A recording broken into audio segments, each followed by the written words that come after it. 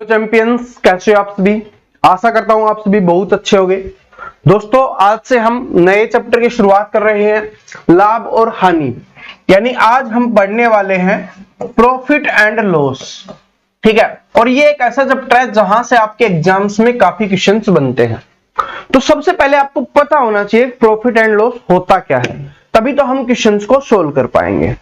तो लाभ और हानि, इसमें जो सबसे पहली चीज आती है वो होता है क्रय मूल्य। ठीक है, क्या होता है? क्रय मूल्य, जिसको आप बोल सकते हो कॉस्ट प्राइस बोल सकते हो।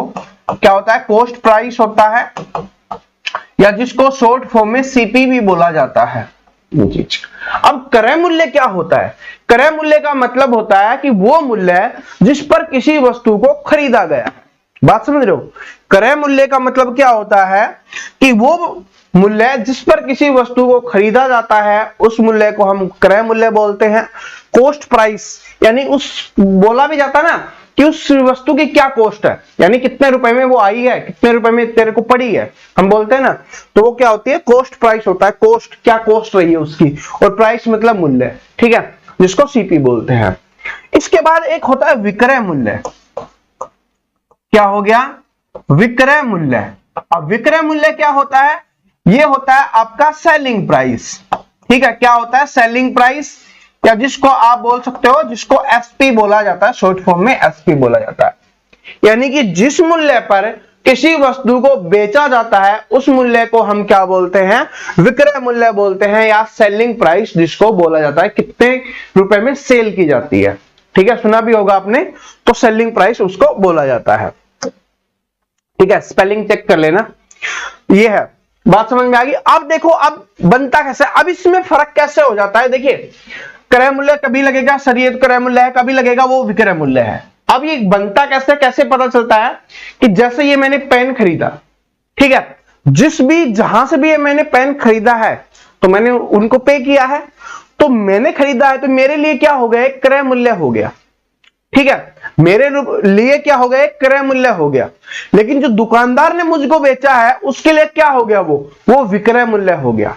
बात समझ रहे हो? अलग अलग आदमी के लिए अलग अलग हो जाएगा। जो खरीदने वाला होता है उसके लिए हो गया क्रय मूल्य, जो बेचने वाला होता है उसके लिए हो गया क्या? विक्रय मूल्य हो गया। आप बात समझ में आ गया? तो खरीदने वाले के लिए क्रय मूल्य, बेचने वाले के लिए विक्रय मूल्य। और ये चेंज होगा एक वस्तु के लिए ही। देखिए, एक वस्तु है यही, इसी के लिए दो चीज होगी। मैंने खरीदा, मेरे लिए क्रय मूल्य यानी कॉस्ट प्राइस हो गया। दुकानदार ने मुझको बेचा, तो दुकानदार के लिए क्या हो गया? विक्रय मूल्य यानी सेलिंग प्राइस हो गया। ये चीज समझ में आ गई, क्रय मूल्य और विक्रय मूल्य। अगर क्रय मूल्य ज्यादा है, बात समझो, क्रय मूल्य ज्यादा है और विक्रय मूल्य कम है, तो हानि होगी। क्यों? क्रय मूल्य ज्यादा का मतलब ज्यादा रुपए में खरीदा। क्रय मूल्य का मतलब क्या होता है? खरीदना। ठीक है, मैं लिख देता हूं, इसका मतलब क्या होता है? क्रय मूल्य का मतलब होता है क्या? खरीदना, किसी भी वस्तु को खरीदना। ये होता है क्रय मूल्य का मतलब, खरीदना। और विक्रय मूल्य का मतलब होता है किसी वस्तु को बेचना। तो जिस मूल्य पर जो वस्तु बेची जाती है उसको हम विक्रय मूल्य बोलते हैं। तो ज्यादा रुपए में मैंने खरीदा और कम रुपए में बेचा, यानी क्रय मूल्य ज्यादा है और विक्रय मूल्य कम है, तो हानि हो रही है ना। कि ज्यादा में खरीदा, मान लो ये 100 रुपए में खरीदा और 50 रुपए में इसको बेच रहा हूं, तो नुकसान हो रहा है ना। तो हानि का मतलब क्या हो जाएगा? कि उसको नुकसान हो रहा है। हानि का मतलब समझ गए ना क्या होता है? हानि का मतलब होता है नुकसान होना, या उसको लॉस हो रहा है। बात समझ रहे हो? इसका मतलब। लाभ का मतलब होता है उसको कितने का फायदा हो रहा है, कितने का फायदा हो रहा है, या प्रॉफिट हो रहा है कितने का, ये हम देखते हैं। ठीक है, फायदा। बात समझ में आ गया? ये चीजें होती हैं। अब इसमें कैसे होगा फायदा? जब विक्रय मूल्य ज्यादा होगा, मान लो 100 रुपए में खरीदा, अभी मैंने बताया, तो 150 रुपए में बेचेंगे, यानी ज्यादा रुपए में बेचेंगे, तब लाभ होगा। कम में खरीदे और ज्यादा में बेचे तो लाभ होता है। तो इसका मतलब निकालते कैसे हैं?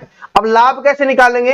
तो लाभ निकालने का क्या फॉर्मूला है? अगर लाभ निकालेंगे, जो आप बचपन से पढ़ते हुए आ रहे हैं हम, लाभ निकालने का क्या फॉर्मूला है? लाभ कब निकलेगा? जब विक्रय मूल्य ज्यादा होगा। तो क्या हो जाएगा? विक्रय मूल्य माइनस का क्रय मूल्य।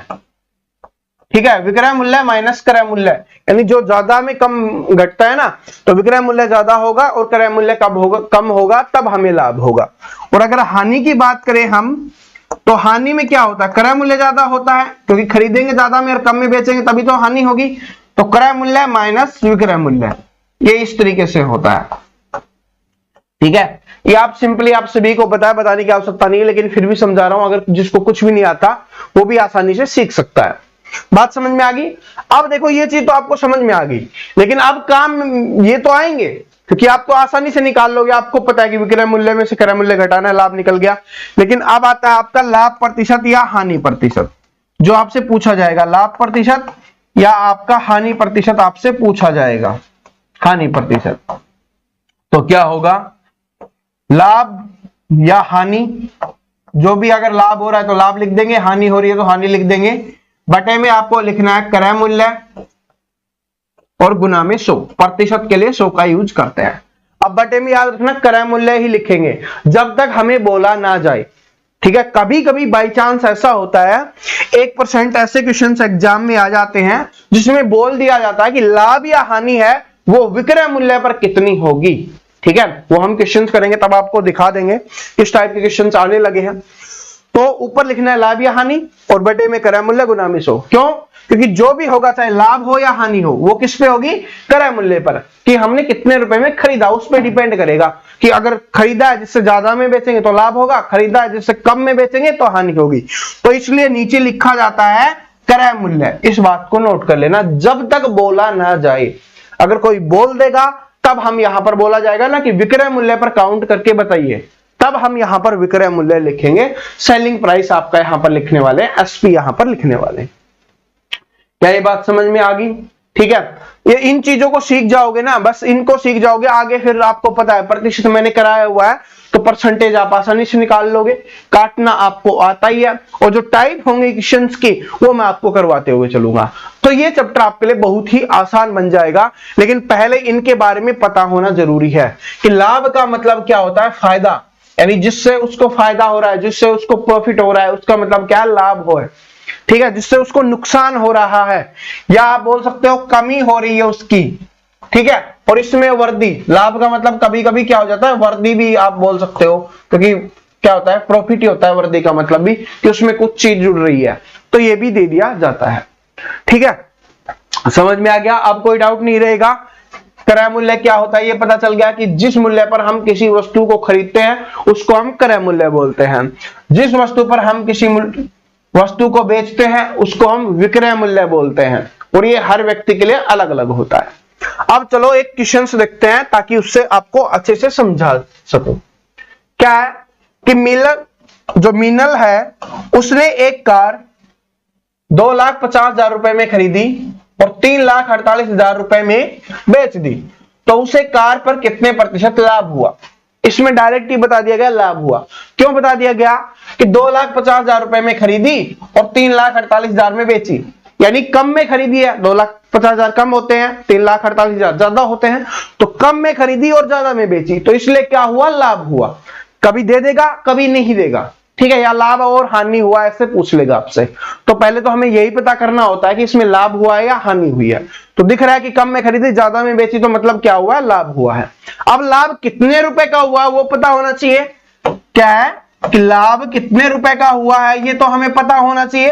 तो लाभ पता करने का क्या फॉर्मूला, अपना क्या फॉर्मूला लाभ पता करने का, कि जो विक्रय मूल्य है उसमें से क्रय मूल्य माइनस कर दो, पता चल जाएगा। तो विक्रय मूल्य है कितना, 3,48,000। ठीक है, उसमें से 2,50,000 हमें घटाने हैं, जिससे हमें क्या पता चलेगा कि कितने का लाभ हो रहा है। 0,008 और यहां पे आ गया 9, यानी कि 98,000 का उसको क्या हुआ है, फायदा हुआ है। तो लाभ कितने का आ गया, 98,000 रुपए का लाभ आ गया है। लेकिन देखिए अब हमसे ये नहीं पूछा गया कि कितने रुपए का लाभ हुआ, ये नहीं पूछा गया। हमसे क्या पूछा गया, हमसे पूछा गया कि कितने प्रतिशत का लाभ हुआ, प्रतिशत निकालना है। तो लाभ प्रतिशत निकालने के लिए मैंने क्या बताया था कि लाभ प्रतिशत निकालेंगे तो क्या लिखेंगे, पहले सबसे पहले लाभ लिखेंगे, वो है आपका 98,000 रुपए का, बटे में क्रय मूल्य लिखेंगे, वो है आपका 2,50,000 रुपए का, और गुना में क्या करेंगे, 100 का यूज हम करने वाले हैं। तो 3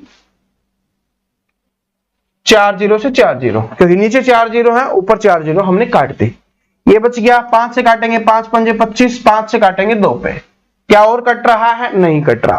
तो चलो लिख दो, 8 दूनी 16, 1 18, 1 19, 196/5।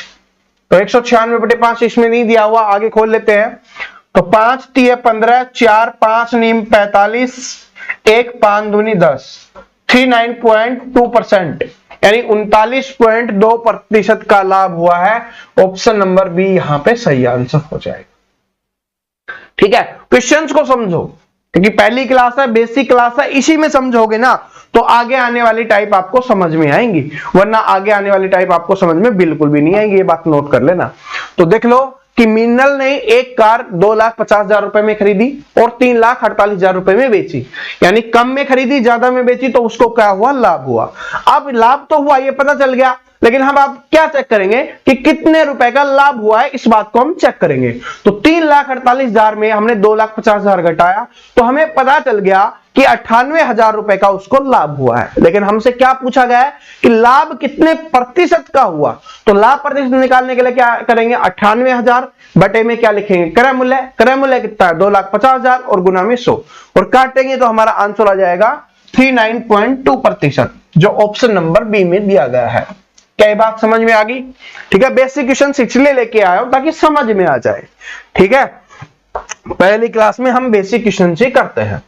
अब देखो, क्योंकि क्वेश्चंस को थोड़ा घुमा दिया जाए तब कैसे पूछा जाता है आपको, बेसिक है ये क्वेश्चंस भी, कि एक व्यक्ति ने कोई पुस्तक 891 में बेचकर लागत का 1/10 भाग, 1/10 लाभ कमाया। उस पुस्तक का क्रय मूल्य कितना था, ये आपको बताना है। अब हमें क्या बताना है? पुस्तक का क्रय मूल्य बताना है। ठीक है, क्या बताना है? पुस्तक का क्रय मूल्य बताना है। लेकिन इसमें हमें क्या दिया गया है कि यदि एक व्यक्ति ने कोई पुस्तक 891 में बेचकर, यहां पर बेचकर की बात हो रही है, बेचने की बात हो रही है, तो बेचने की बात हो रही है तो इसका मतलब क्या है? मैंने आपको पहले बताया था, बेचने का मतलब क्या होता है? बेचने का मतलब होता है उस वस्तु का विक्रय मूल्य। क्या है बेचने का मतलब? क्या होता है? उस वस्तु के विक्रय मूल्य की बात की जा रही है, और जो कितना है? 891 रुपए है। क्या ये बात समझ में आई? बेसिक से ही हमने सीखा है। क्या बोला कि एक व्यक्ति कोई पुस्तक 891 में बेचकर, तो बेच रहा है मतलब विक्रय मूल्य है 891 रुपए। लागत का 1/10 लाभ कमाता है। लागत क्या होता है? लागत होता है क्रय मूल्य। ठीक है, उसमें जो मैंने बताया था ना क्रय मूल्य में, तो खरीदने वाली वस्तु, तो उसमें एक और ऐड कर लेना, लागत, कि कितना। कॉस्ट प्राइस का मतलब वही तो होता है, कॉस्ट प्राइस कितनी लागत है। कॉस्ट का मतलब क्या होता है? लागत। ठीक है, तो कितनी लागत है, तो लागत का 1/10 लाभ कमाता है। 1/10 लाभ कमाता है, 1/10 लाभ कमाता है, मतलब 10 में 1 का लाभ कमा रहा है। बात समझ रहे हो कि 10 में 1 लाभ कमा रहा है लागत का, तो ये लागत होगी आपकी। इसका मतलब लागत मतलब ये क्या हो गया? आपका क्रय मूल्य हो गया। ये क्या हो गया? आपका क्रय मूल्य। और ये क्या है? लाभ कमा रहा है, तो ये है लाभ। और आपको एक बात पता है कि विक्रय मूल्य क्या होता है? विक्रय मूल्य होता है क्रय मूल्य में हम लाभ जोड़ दे तो विक्रय मूल्य बन जाता है। बात समझ रहे हो कि क्रय मूल्य में लाभ जोड़ दे। सर नहीं समझ में आया, चलो कोई बात नहीं, आपको बेसिक वाले पे लेके जाता हूं। ये वाला देखो, लाभ वाला था हमारा। अगर ये क्रय मूल्य इधर लेके जाएंगे बराबर के दूसरी तरफ, तो इधर माइनस का है, उधर जाके क्या हो जाएगा? प्लस का। तो क्रय मूल्य प्लस लाभ हो गया, और क्या बन गया है? किसके बराबर हो गया? ये विक्रय मूल्य के बराबर हो गया। बात समझ में आई ना? जो हमने लिखा था उसी से है कि क्रय मूल्य उधर जाएगा, प्लस का बन गया, तो विक्रय मूल्य क्या हो गया? लाभ और क्रय मूल्य का जोड़। तो वही तो इसमें भी दिया गया है, वही हमारे पास आ गया कि लाभ है जो क्रय मूल्य है ये, लाभ है ये, तो विक्रय मूल्य क्या होगा? दोनों का जोड़। तो विक्रय मूल्य क्या है? 11 है। क्या बात समझ में आ गई कि विक्रय मूल्य कितना है आपका? 11 है विक्रय मूल्य। तो ये जो मान दिया गया है वो कितने का दिया गया? 11 का। तो 11 बराबर क्या हो गया? 891। हमें मान किसका निकालना है? क्रय मूल्य का, कि पुस्तक का क्रय मूल्य कितना था। तो क्रय मूल्य कितना है? 10। 11 का मान दिया हुआ है, 10 का मान निकालना है। 1 का निकालेंगे, इसके बटे में 11, 10 का निकालेंगे गुना में 100, 10 कर दो, क्योंकि 10 का निकाल रहे हैं वही कर देंगे। 11 8 88, 11 कम 11, 81 को 10 से गुना करेंगे, कितना आ गया? 810 रुपए। क्या आ गया? आपका उत्तर आ गया। तो कौन सा है? 810 रुपए। क्या ये बात समझ में आई? देखिए इंपॉर्टेंट क्वेश्चन है, फिर से समझा रहा हूं, इसलिए मैंने बोला कि बेसिक क्लास में हम वो चीजें सीख लेंगे जो सारी आपके क्वेश्चंस में काम आती हैं। सबसे पहले तो आपको लागत मूल्य के बारे में पता चला कि लागत क्या होती है। लागत को बोला जाता है क्रय मूल्य बोला जाता है, या जिसको कॉस्ट बोलते हैं ना, कॉस्ट प्राइस। मैंने आपको पहले ही बताया था क्या होता है, कॉस्ट प्राइस होता है। तो कॉस्ट का मतलब क्या होता है, लागत होता है। इसका मतलब ही होता है क्या, लागत। तो क्या हो गया, लागत कितनी, लागत का लाभ हो रहा है 1/10, यानी 10 लागत है तो उसमें 1 का लाभ हो रहा है। और आपको ये पता है, चलो अगर फॉर्मूला याद नहीं रहता आपको कि क्या चीजें हैं, तो आपको ये पता है ना, लाभ कब होगा, लाभ कब होगा, जब विक्रय मूल्य ज्यादा होगा। ठीक है, तो क्रय मूल्य हमारे पास है 10 है और लाभ 1 का हो रहा है, तो दोनों को जोड़ दे तो विक्रय मूल्य बन जाएगा 10 + 1 कितना, 11। तो विक्रय मूल्य आएगा 11, और 11 का मान पहले ही हमें दिया गया कितना है, 891। तो पूछा है क्रय मूल्य, तो क्रय मूल्य कितना है अपना 10, तो 10 का मान निकाला, कितना आ गया, 810 रुपए आ गया। ठीक है, ये क्वेश्चन है वो काफी बार एग्जाम्स में पूछा जाता था पहले। ठीक है, अब ये बेसिक बन गया है, पहले काफी पूछा जाता था। अब देखो क्या है कि एक व्यक्ति ने 2470 में 26 किलोग्राम चावल खरीदे। इनमें से उसने 110 रुपए प्रति किलोग्राम की दर से 10 किलोग्राम चावल बेच दिए। बात समझ रहे हो कि 2470 में उसने 26 किलो खरीदे हैं, तो उसने कितने केजी खरीदे हैं, 26 केजी खरीदे हैं, यह बात आपको पता चल गई। और कितने रुपए में खरीदे हैं, 2470 रुपए में खरीदे हैं, यह भी आपको पता चल गया कि कितने रुपए में खरीदे हैं, 2470 रुपए में खरीदे हैं। ठीक है, अब आगे देखो, 110 रुपए प्रति किलोग्राम की दर से उसने 10 किलोग्राम चावल बेच दिए, यानी कि एक चावल उसने 110 रुपए का बेचा। 1 किलोग्राम चावल है, उसने कितने रुपए का बेचा, 110 प्रति किलोग्राम। प्रति किलोग्राम का मतलब होता है, प्रति का मतलब होता है 1 और किलोग्राम का मतलब किलोग्राम। तो 1 किलोग्राम उसने 110 रुपए का बेचा है, लेकिन उसने कितने किलोग्राम बेच दिए, 10 किलोग्राम बेच दिए। तो उसको कितने रुपए मिल गए, 110 रुपए के हिसाब से 10 के कितने मिल गए, 1100 रुपए मिल गए। कितने मिल गए, 1100 रुपए मिल गए। तो इसका मतलब है कि 2470 में उसने खरीदे थे, 1100 रुपए उसको मिल गए हैं। आगे देखिए क्या है, बेच दिए। 70 का लाभ कमाने के लिए उसे शेष चावल किस दर पर बेचना होगा। अब खरीदे थे उसने 2470 में, लेकिन क्या कर रहा है वो, 70 रुपए का लाभ कमाना चाहता है। बहुत कम लाभ कमाना चाहता है, बड़ा ईमानदार है, सिर्फ 70 रुपए का लाभ कमाना चाहता है। तो कितने में बेचेगा, तो इसमें 70 जोड़ दो, जितने में हमने खरीदा था उसमें 70 जोड़ के ही तो बेचेंगे, तभी तो लाभ होगा। कितना हो जाएगा, 0, 4, 5 और 2, यानी 2540 रुपए में क्या होने वाला है, वो बेचने वाला है। क्या ये बात समझ में आ गई? लेकिन 2540 में बेचेगा तब होगा, लेकिन उसने 10 किलोग्राम बेच दिए कितने में, 1100 रुपए में। तो 2540 में से 1100 रुपए तो उसके पास आ चुके हैं, तो अब उसको कितने रुपए चाहिए, 1440 रुपए चाहिए। लेकिन अब उसके पास चावल कितने बचे हुए हैं, ये भी तो जरूरी है। कुल 26 किलोग्राम थे, जिसमें से 10 केजी उसने बेच दिए। अब उसके पास चावल कितने बचे हुए हैं, 16 केजी उसके पास चावल है वो बचे हुए हैं। बात समझ में आ गई? अब उसके पास कितने चावल बचे हुए हैं, 16 केजी चावल उसके पास बचे हुए हैं। तो ये जो 1440 है वो कितने चावल बेचने पे आएगा, उसके पास 16 किलोग्राम चावल बेचने पे आएगा। तो चलो करते हैं, इसको 16 से भाग दे दो, 4 से काटेंगे तो ये कितने पे जाएगा, 4 3 12, 4 6 24 0, और 4 से काटेंगे कितने पे, 90 पे। तो क्या आ गया, 90 रुपए पर केजी के हिसाब से बेचेगा। तो कौन सा आ गया, ऑप्शन नंबर ए आपका यहाँ पे क्या आ गया, आंसर आ गया। बात समझ में आ गई? फिर से जूम करके फिर से समझाता हूं आपको, ध्यान से समझो क्वेश्चंस को। क्या बोला कि 2470 में 26 किलोग्राम है, उसने चावल खरीदे हैं, लेकिन क्या कर रहा है कि उसने 10 किलोग्राम चावल है वो 110 रुपए प्रति किलोग्राम के चावल की दर से बेच दिए। तो 110 का 1 किलो बेच रहा है, तो कितना हो जाएगा, 1100 रुपए का हो जाएगा, यानी 1100 रुपए का हो जाएगा 10 किलो चावल। तो 1100 रुपए उसके पास आ चुके, लेकिन वो बोल रहा है वो 70 रुपए का लाभ कमाना चाहता है। तो 2470 में खरीदे थे, 70 का लाभ कमाना चाहता है, तो 2540 रुपए में बेचेगा, तब वो उतने का लाभ कमा पाएगा, जिसमें से 1100 रुपए का वो बेच चुका है। तो अब कितने का बेचना है, 1440 रुपए का। और चावल कितने बचे, कुल 26 किलो थे जिसमें से 10 किलो बेच चुका, 16 किलो चावल। तो 1440 को 16 से भाग कर दो, आपको पता चल जाएगा कि कितने रुपए किलोग्राम के हिसाब से बेचेगा, जिससे उसको 70 रुपए का लाभ हो जाएगा। तो वो आपका आंसर आ गया कितना, 90 रुपए प्रति किलोग्राम की दर से बेचेगा, तब उसको 70 रुपए का लाभ हो जाएगा। ठीक है, चलो अब अगला क्वेश्चन देखते हैं। एक व्यक्ति ने एक घोड़ा तथा एक गाड़ी 20,000 रुपए में खरीदे। एक व्यक्ति है जिसने एक घोड़ा खरीदा है और एक गाड़ी खरीदी है, कितने रुपए में, 20,000 रुपए में। एक घोड़ा है, गाड़ी है, 20,000 रुपए में खरीदे। उसने घोड़े को 20% लाभ पर तथा गाड़ी को 10% हानि पर बेच दिया। इस प्रकार उसे कुल पूरे सौदे में 2% का लाभ हुआ, तो घोड़े का क्रय मूल्य कितना होगा। ठीक है, हमें अलग अलग नहीं पता, लेकिन अगर आपने पिछली क्लासेस देखी होंगी प्रतिशत की, तो आपके दिमाग में एक चीज आ गई होगी, इसमें घोड़े का अलग दिया गया, गाड़ी का अलग दिया गया और दोनों का कॉमन दिया गया। तो कौन सा मेथड यूज कर सकते हैं, एलिगेशन मेथड यूज कर सकते हैं।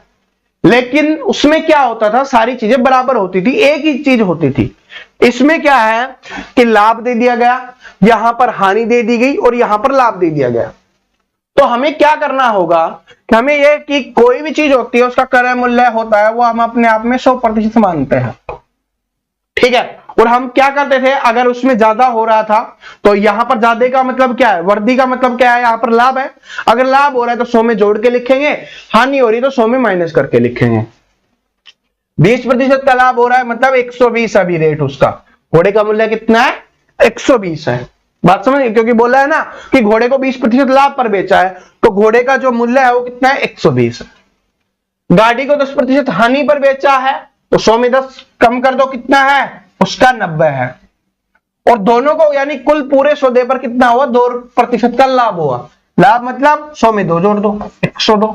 अब सिंपली बन गया, अब आपको कुछ नहीं करना, बस क्या करना है, घटा के लिखो तो कितना आ जाएगा, 12। इसको घटा के लिखो, कितना आ गया, 18। 6 दूनी 12, 6 3 18। तो क्या आ गया, 2:3 के अनुपात में आ गया उनका रेट। कितना आ गया, 2:3 के अनुपात में आ गया। कुल क्या हो गया, 5 अनुपात बराबर 20,000, 1 अनुपात बराबर 4,000, 2 अनुपात बराबर कितना हो जाएगा आपका 8,000 और 3 अनुपात बराबर क्या हो जाएगा आपका 12,000। अब पहले वाला किसका लिया था, पहले वाला हमने घोड़े का लिया था, तो ये हो जाएगा किसका, घोड़े का है। तो घोड़े का पूछेंगे तो पहले वाला हो गया घोड़े का 8,000 रुपए। गाड़ी का पूछेगा, गाड़ी वाला दूसरा है तो वो है 12,000 रुपए। किसका पूछा हमसे, तो घोड़े का क्रय मूल्य कितना होगा, तो घोड़े का क्रय मूल्य कितना हो जाएगा, 8,000 रुपए हो जाएगा। क्या ये बात समझ में आ गई। अगर गाड़ी का पूछता तो आपसे 12,000 रुपए हो जाएगा।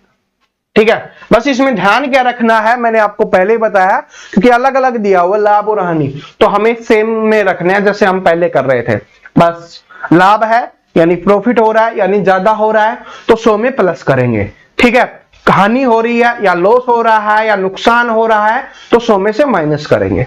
बस वही हमने किया और हमारा आंसर क्या हो गया, निकल के हमारे सामने आ गया। अब देखो अगला, एक व्यक्ति ने एक वस्तु 25% हानि पर 6,750 में बेची।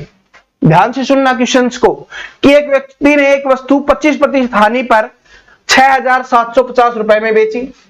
यदि वह इसे 15% लाभ पर बेचना चाहती है तो इसका विक्रय मूल्य क्या होगा, ये आपको बताना है। ठीक है, तो जैसे मैंने अभी आपको थोड़ी देर पहले बताया था कि क्रय मूल्य क्या होता है। किसी वस्तु का क्रय मूल्य अगर नहीं दिया गया तो हम उसको क्या मानते हैं कि वो क्या है, 100% है। जैसे हम पहले भी कर रहे थे, प्रतिशत में भी किसी भी वस्तु को नहीं दिया जाता तो हम उसको 100% मानते हैं, क्योंकि यहां पर प्रतिशत की बात हो रही है। ठीक है, इसीलिए मैंने पहले प्रतिशत का चैप्टर करवाया था ताकि आपको कोई प्रॉब्लम ना आए उसमें। तो 100%। अब क्या हो रहा है कि 25% हानि पर इतने में बेचता है, 25% हानि पर बेच रहा है, इसका मतलब कितने मूल्य में बेच रहा है, 100 में से माइनस करके लिखते हैं। अभी मैंने आप पिछले क्वेश्चन में बताया, तो 100 में से माइनस करेंगे तो कितना हो जाएगा, 75% हो गया। और 75% का मान कितना है, 6,750 रुपए है। क्या ये बात समझ में आ गई। 25% हानि पर बेच रहा है अगर जितनी हानि होगी उसको 100 में से माइनस करके लिखेंगे, लाभ होगा 100 में से प्लस करके लिखेंगे। ये बात मैंने आपको बताई है, सेम एज इट इज हमें करना है। तो 25% हानि मतलब 75% का मान कितना दिया हुआ है, 6750। आगे क्या बोला कि यदि वह 15% का लाभ कमाना चाहता है या लाभ पर बेचता है तो उसका विक्रय मूल्य क्या होगा। तो 15% लाभ, लाभ का मतलब 100 में जोड़ के लिखना है, तो इसका मतलब क्या है कि 115% का मान आपको बताना है। सिंपली बात है कि 15% लाभ बराबर 100 में जोड़ के लिखना है। एक का मान क्या हो जाएगा, इसके बटे में 75, और आपको 115 का मान निकालना है तो क्या चला जाएगा, 115 है वो इसके गुना में चला जाएगा, गुना में 115। ठीक है, जो हम शुरू से करते हुए आ रहे हैं। अब इसको काट लो, 5 से काटेंगे तो क्या हो गया, 5 एकम 5 और 15 5 75 हो गया ना। ठीक है, 15 5 75, और इसको 5 से काटेंगे तो 5 दूनी 10, 5 3 15, ये आ गया। अभी आगे कट रहा है तो चलो 15 से कट रहा है, क्या कट रहा है, 15 चौके 60, 15 5 75, और ये आ गया।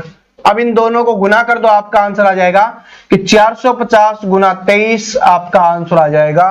तो यहां पर देखिए ये तो हो नहीं सकता, ये नहीं हो सकता। क्यों नहीं हो सकता, क्योंकि देखिए एक तो 0 रहेगी और इसको गुना करेंगे तो 5 आएगा। अब या तो ये होगा या ये होगा। अब 45 को 23 से गुना करने पे ही हमें पता चलेगा, अगर एक ऑप्शन में 5 होता तो हम कर देते। अब क्या करना है, 45 को आप 23 से गुना कर लो। पहले एक बार गुना कर लेते हैं, फिर मैं आपको बताता हूं शॉर्ट तरीके से भी आप कैसे गुना कर सकते हो। तो 5 3 15, एक 12 और एक 13, और 45 दूनी 90, 5 3 और 10।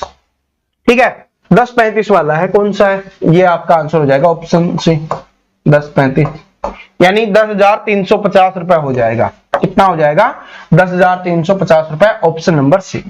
ठीक है, एक तो ये ऐसे गुना करोगे तो कर सकते हो। दूसरा क्या है कि अगर 45 को 20 से गुना करते तो 900 हो जाता, और फिर 900 में से 45 को 3 से गुना करते 135 और जोड़ दो, 900 और 135 क्या हो गया, 1035, वो लिख देते हैं। आप ऐसे भी गुना कर सकते हो बिना पेन के भी, ये आपके ऊपर डिपेंड करता है, मैंने आपको काफी बार बताया है।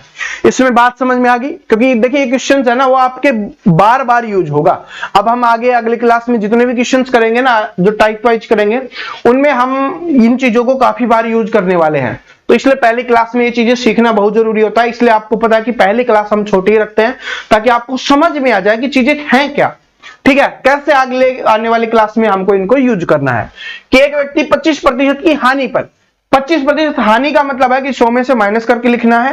तो क्या हो गया, 75% का मान हो गया, और वो कितना दिया हुआ, 6750। आगे बोला गया कि 15% का लाभ कमाना चाहता है या लाभ पर बेचता है, तो क्या हो गया, 115 का मान, क्योंकि लाभ है 15 का है तो 100 + 15 115 का मान वो हमने निकाला, कितना आ गया, 10,350 रुपए। तो क्या हो गया कि 15% का लाभ पर बेचता है तो उसका विक्रय मूल्य कितना हो जाएगा, 10,350 रुपए इसका विक्रय मूल्य हो जाएगा। आपसे कुछ भी पूछ सकता है, यहां पर हानि भी पूछ सकता है, यहां पर लाभ भी पूछ सकता है, यहां पर आपसे कुछ भी पूछ सकता है। लेकिन आपको ये चीज पता है तो आप आसानी से कर सकते हो कि लाभ आएगा 100 में जोड़ के लिखेंगे, हानि आएगी 100 में माइनस करके लिखेंगे। ठीक है, तो दोस्तों आशा करता हूं ये बेसिक क्लास सभी को समझ में आ गई होगी। समझ में आ गई तो अपने नोट्स में इनको लिख लेना, और आगे आने वाली क्लास में टाइप वाइज जो हम क्वेश्चंस करने वाले हैं उनको अच्छे से समझते हुए चलना कि 5 ही ऐसे चैप्टर हैं जिनसे आपका पूरा अर्थमेटिक चलता है। एक ये प्रतिशत हमने पढ़ लिया, अब प्रॉफिट एंड लॉस पढ़ रहे हैं, उसके बाद एवरेज पढ़ेंगे, और अनुपात समानुपात और ब्याज। ये 5 चैप्टर समाप्त होते ही बाकी तो आपके लिए बिल्कुल छोटे छोटे हैं, बिल्कुल आसान है, एक 2 3 क्लासेस के ही है। ठीक है, और आप एक एक क्लास में समझ जाओगे, बाकी तो आपके लिए प्रैक्टिस ही होगी। ठीक है, तो मिलते हैं अगली क्लास में, तब तक इस क्लास को कंप्लीट करो, प्रैक्टिस